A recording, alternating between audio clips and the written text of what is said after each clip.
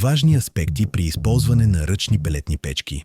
Дървесните пелети, сред твърдите горива, които могат да се използват за отопление, са най-новият вид, навлязъл в живота ни, като същевременно са и най-екологичните. Първоначално е било използвано в електронно и механично контролирани отоплителни уреди, но с развитието на техниките за горене е станало възможно изгарянето му без електричество и сложни механични системи. Като цяло, тези отоплителни уреди, наричани печки или устройства с ръчно управление, които не използват електричество, са осигурили редица предимства като нисък бюджет, икономична консумация, ниски емисии на прах и въглерод, както и практична, чиста и гъвкава употреба. В допълнение към всички тези предимства, ръчното управление налага и някои задължения на потребителя. В този раздел бихме искали да насочим вниманието ви към критичните моменти, които трябва да се вземат предвид за безпроблемното и комфортно използване на нашите пелетни печки с ръчно управление. Неща, на които да обърнете внимание при ползване на комин. Както всички отоплителни уреди на твърдо, течно и газообразно гориво, така и пелетните камини с ръчно зареждане трябва да бъдат свързани към комин, който е изграден съгласно стандартите, функционира активно и има естествена тяга.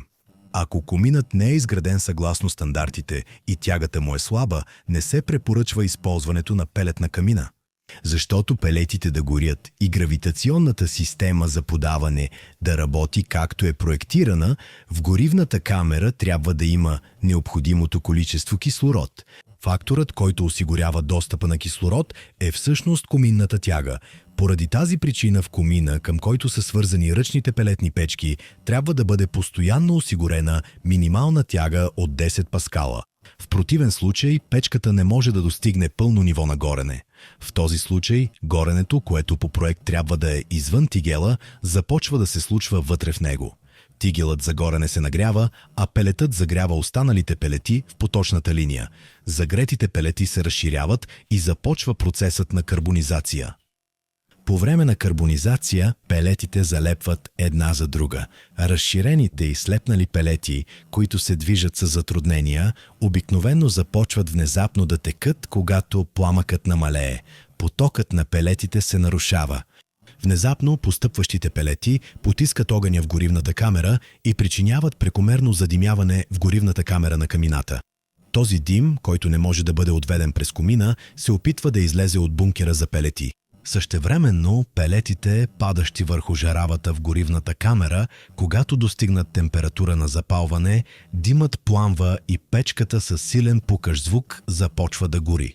По време на запалване дим се изпуска в помещението от разширяващата се врата на камината. Също така при модели с капак за почистване и безопасност на горната плоча, капакът се измества и от тази част също се отделя дим в помещението. Този дим, който се отделя в помещението, не е дим, който ще отрови човек, като дима от въглищните печки. Но при продължително вдишване може да предизвика дразнене на гърлото ви. Някои комини обаче могат да притежават прекомерна всмукателна сила. Тази ситуация може да бъде причинена от размерите на комина, техниката на изграждане или географското му положение. В такива комини печката гори много силно, дори може да издава звук, наподобяващ хъркане, докато гори. При печки, свързани с такива комини, контролът на горенето не може да бъде осигурен в желаната степен. Когато се ограничи кислородът, за да гори печката по-малко, скоростта на горене не се променя. Това води и до увеличаване на разхода на гориво. За да се реши проблемът, трябва да се използва регулируема клапа, монтирана на изхода на комина на печката. Така тягата на комина може да се регулира чрез ограничаване, за да гори печката равномерно. Образуване и почистване на шлака. Какво е шлака? Дървесните пелети съдържат кората и смолата на дърветата, от които са произведени. Кората и смолата не могат да се превърнат в пепел по време на горене. С началото на горенето кората и смолата се смесват с пепелта и започват да се натрупват върху решетката под горивната камера. Това натрупване се нарича шлака. С напредването на процеса на горене този слой, т.е. шлаката, започва да се издига и след известно време достига дебелина от около 10 мм. В резултат на това необходимият за горенето кислород вече не може да навлезе в съда. Поради недостиг на кислород, пламъкът не може да достигне височина над 15 до 20 см. Вече образуваната шлака трябва да бъде отстранена, както е описано в ръководството. Ако не се почисти шлаката, дебелината на образувания слой ще продължи да нараства и горенето ще започне да се осъществява в тигела. Така горивната камера се нагрява и загрява пелетите в захранващата линия. Загретите пелети се разширяват и започва карбонизация. По време на карбонизация пелетите залепват една за друга.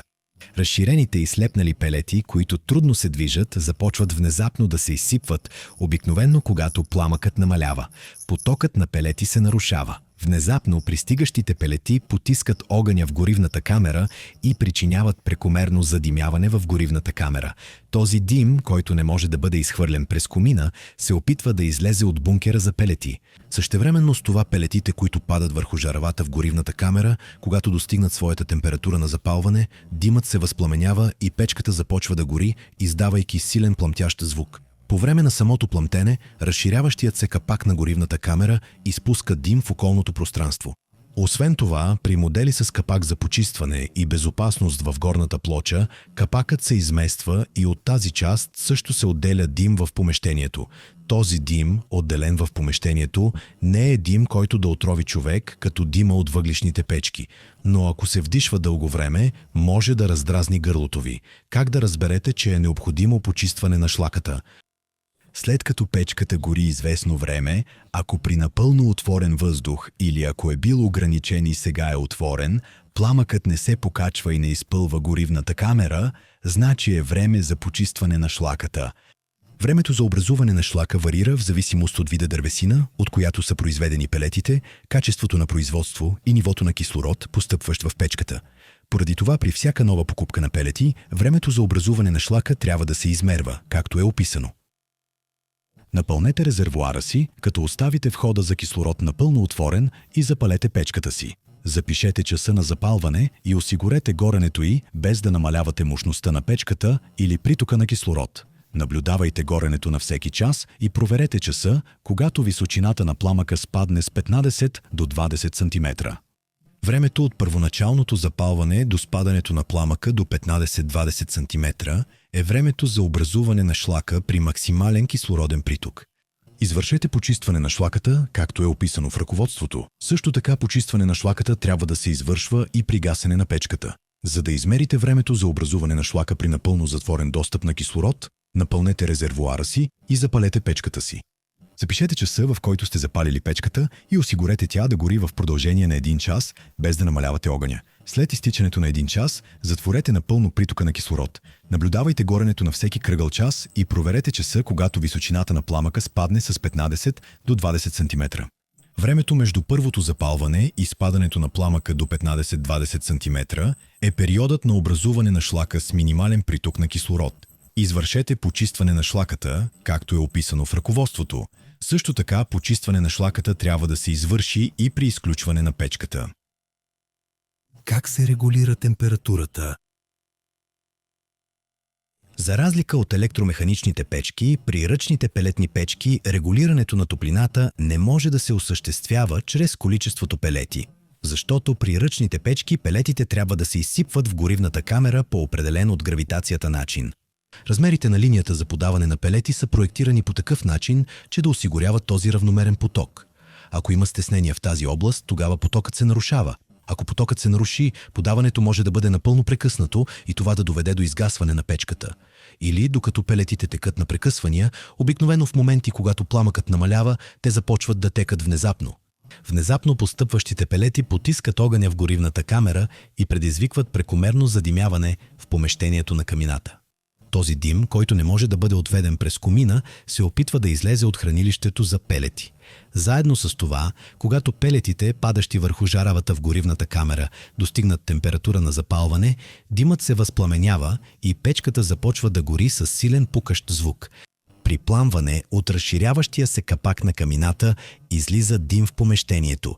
Също така при модели с почистващ и предпазен капак на горната плоча, капакът се измества и от тази част също се отделя дим в помещението. Този дим, отделен в помещението, не е дим, който ще отрови човек като дима от въглищните печки. но при продължително вдишване може да раздразни гърлото ви. Как се извършва гасенето? Както при всички отоплителни уреди, ръчните пелетни печки също трябва да бъдат изключвани контролирано от потребителя. Не напускайте помещението, преди печката или уредът да са напълно изгасени.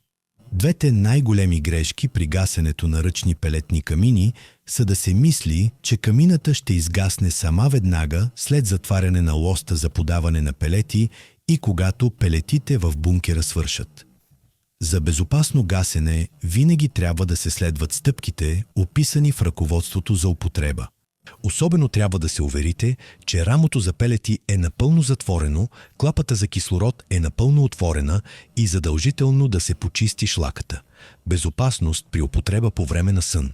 Според общо приетите световни стандарти, никакви вътрешни отоплителни уреди на твърдо, течно, газообразно гориво или електричество, използвани без ръчен или електронен контрол, не се препоръчва да се използват, докато спите през нощта или когато потребителят не е в помещението, и такива ситуации се считат за изключително опасни.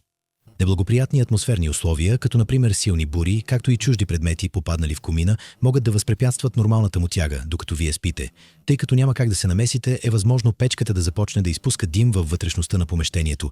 Въпреки че газовете от пелети и дърва не са толкова отровни като въглищните газове, миризмата и димът могат да бъдат изключително неприятни и дразнещи. Поради тези причини, посоченият по-долу начин на употреба не следва да се тълкува като препоръка или разрешение за употреба. Ако печката гори, изгасете я достатъчно време преди лягане и извършвайте ежедневното й почистване, както е описано. Уверете се, че печката е изгаснала и е изтинала напълно. Отворете капака на камината. Поставете почистващия уред в отвора, който се намира на долното чекмедже на горивната чаша, и го издърпайте към себе си. С тази операция изгорелите пепели ще се изсипят от горивната чаша в чекмеджето за пепел. Поставете почистващия инструмент в отвора на почистващия механизъм, който се намира пред горивната камера. Издърпайте механизма леко към себе си и го освободете от езичето за заключване, което е отдясно – затваряне. Завъртете механизма наляво и го разклатете няколко пъти. Ще видите как натрупаните пепел и шлака в горивната камера се изсипват в чекмеджето за пепел. Завъртете механизма надясно и го бутнете леко напред, когато го приведете в една линия с езичето на ключалката. Поставете почистващия инструмент в отвора, намиращ се на долното чекмедже на горивната камера, и го бутнете напред. Извадете чекмеджето за пепел от мястото му и сипете събраната пепел в кофата за боклук и след това го поставете обратно на мястото му.